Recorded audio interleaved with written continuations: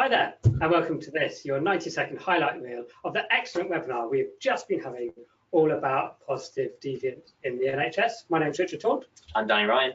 And the real key point which stood out to me from the discussion was what I think, Rebecca, you made about how the positive deviance approach starts with a presumption that solutions already exist within the community. It's about unlocking that tacit knowledge, which really is there, rather than getting in some expert to tell you something new. Danny. Thanks, Rich. So mine is really, as Lars said, about the difference in approach. So identifying the problem, flipping that normal curve and finding those positive deviants, instead of doing the negativity thing, which we do a lot in healthcare, looking for that positivity, and sometimes needing a stranger to come and ask those questions that might seem silly, but actually can get to the root of what you're doing right.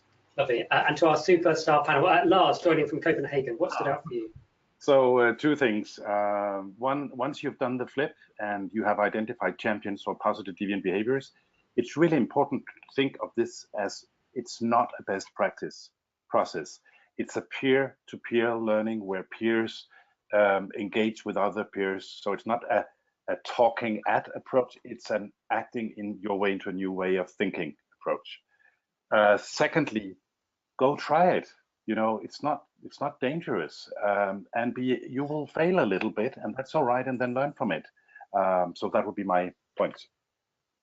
Oh, thanks very much. And to Rebecca.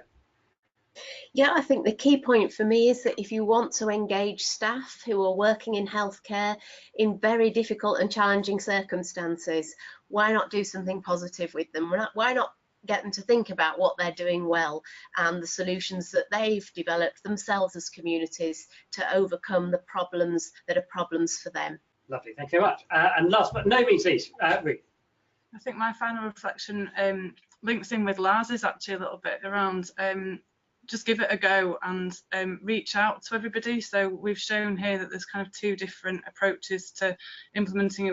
We're using it in different ways, but I think there's things that we can learn from one another, and we're both still learning. So reach out, try different things, and give it a go. Ruth, Rebecca, Lars, Danny, thank you very much indeed.